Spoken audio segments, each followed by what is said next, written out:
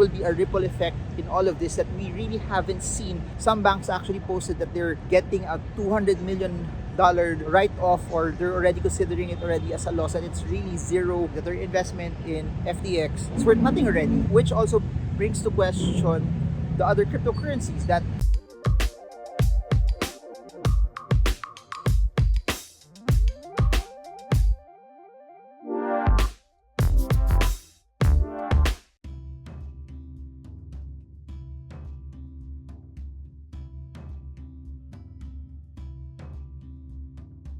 Hey guys, so in this video, I want to share my thoughts on everything that was going on with FTX, FTT, Solana, Alameda Research, and the entire collapse, which has also brought down every other cryptocurrency. That's why we're actually seeing Bitcoin, Ethereum drop massively, and then all of the other altcoins being crushed as well. Please do note, when I first heard about this, I saw CC's tweet that Binance was unloading their portion of FTT tokens, and it was about $2 billion US.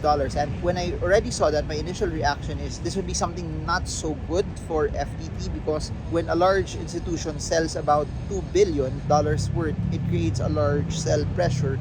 But not just that, it creates some sort of sentiment that's not really very positive also for that particular token, and people would dig in and investigate further what's the main reason on why Binance is unloading their position in FTT. But what struck me also from that tweet was something very interesting when he mentioned that they learned their lesson from Luna. That's why they're doing risk management and actually unloading it. I think that was something already that stirred a lot of people to think what's actually going on with regards to FTX, FTT, and Alameda. Basically, FTX didn't have enough assets to cover all of their clients' deposits, and when everyone started to withdraw, started just by a few billions, continued to pile on, it came to a point already where they already halted withdrawals, which made an already tense situation even more fearful. And that being said also, there came the news already that CZ and Binance also wanted to buy FTX to help out in their liquidity crunch. And what's interesting about that, and I think what makes this a bit polarizing also, was SBF, Sam Bankman-Fried, said that they didn't have any liquidity issues, that they were okay, which a day after he posted that they had liquidity issues and that Binance was helping them out in this liquidity crunch, which somehow destroyed trust on what they were claiming earlier on, that they were liquid. When that came out even further, it piled on, it brought also the spotlight to Alameda Research, which if you dig in deeper, a lot of people have been looking at it that it got hit when Luna crashed, and FTX had to also help them out, and that's why FTX was put in this situation. It's not just that FTT was going down, it's not just also that people were withdrawing from FTX. All of the other projects that were highly connected to SBF also were dropping. Solana, which is a smart contract blockchain, which is highly connected also to FTX, Alameda Research, and SBF, also dumped a lot. A couple of days before this video is posting, Sol was about 30 to 40 US dollars.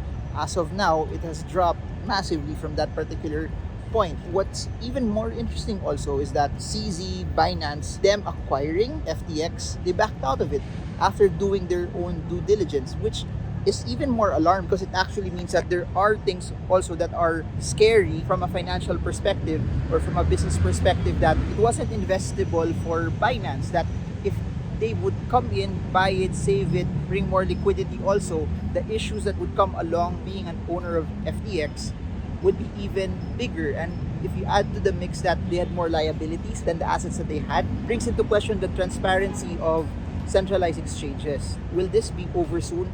I actually don't know, because please do remember this, that there are a lot of institutions that place money in FTX and also Alameda.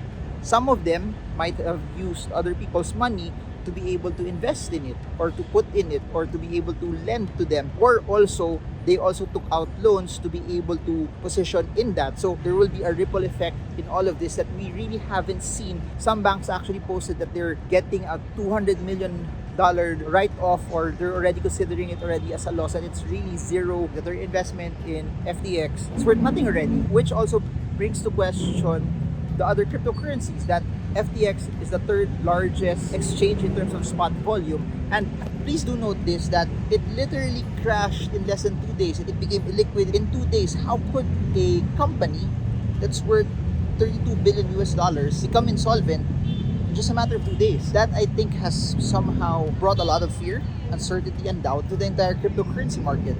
At a time where there's a lot of adoption that's going on, there's a lot of building that is going on, that we are at the point already that a lot of skills, talents, and minds are going into this space. Because of this also, I think that this may set the entire industry back for 1 or 2 years. This may be something also that may deter people also from getting into cryptos. Crypto is volatile as it is. There are a lot of rug pulls already.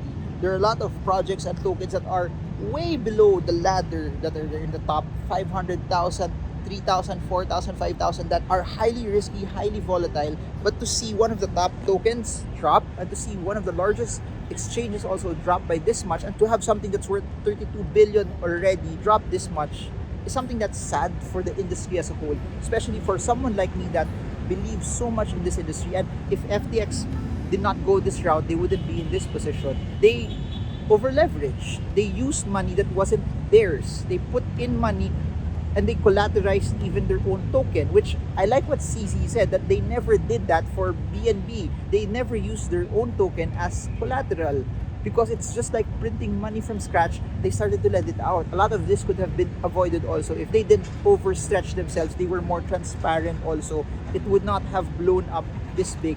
FTX, Alameda was already in trouble. We just didn't know it yet. They would have gotten out of the woods if ZZ, Binance pull out their investments, hence putting the spotlight on them as well. From a technical analysis perspective, we've seen a lot of tokens and coins drop because of this. I believe that this may dampen sentiment. They have been bearish already prior to this. They may continue to be in that fashion. And similar to this, we're still far also from the next Bitcoin halving. So the drop, the consolidation before the next halving cycle, the bearish market, and then adding this entire macroeconomic atmosphere already where interest rates are high, inflation is high, and there's a lot of uncertainty, make the crypto market drag even longer in terms of when it could actually reverse. I've been saying this over and over that 90+% of the tokens and the projects that we have right now, in the next 10 years, 20 years, they won't be existent anymore. They'll be down. They won't be relevant. And it happened to Luna. It happened to Celsius. It's happening right now to Alameda, to FTX, and everything else in between. This is something that we expected, but somehow we didn't expect it to happen to FTX, especially because SBF was someone that everyone was cheering for as well. No one expected it to happen to SBF, but it goes to show still that crypto, Web3, is so new. There's a lot of volatility. There's a lot of uncertainty. There's a lot of things that could go wrong also, similar to how the dot-com bubble was. But if there's a silver lining in all of this is what I could say. It will bring more transparency into legitimate exchanges, brokerages, exchanges that want to be here for a long time. They will use this as a lesson for them to get better, to have more transparency, and to make it also secure for their users as well. And I think also this will bring forward more regulation into this space.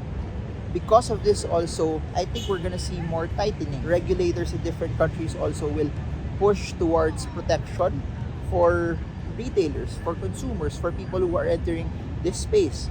Because crypto is highly volatile enough already.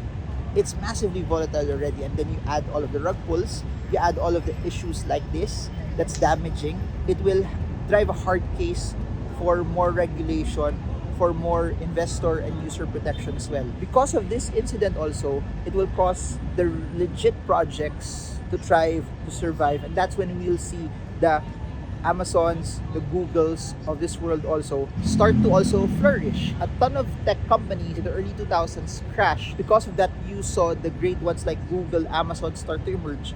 I believe that's what also is gonna happen right now. We're gonna see the good ones start to emerge as well. And I guess this is just a very, very good reminder that when we invest, it's also all about risk management. It's also about diversification. It's about also putting an amount of money that when it drops, it's something that you can tolerate. It's something that allows you to sleep well at night. It's something that you can also learn from, that will allow you to get better. It highlights how good Bitcoin is. Bitcoin is volatile. Bitcoin also dropped while all of this was going on.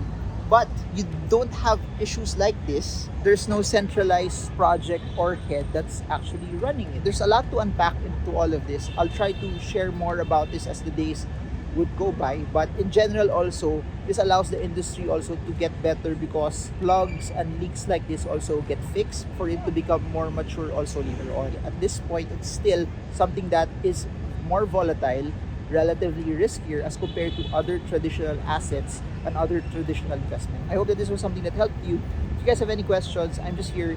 I don't know how this has hit you also, or how you are processing all of this, but if you guys have any questions, links are down below, or you can DM me anytime. Personally, from where I am right now, I'm gonna do whatever I can to continually help Web3 crypto continually move forward.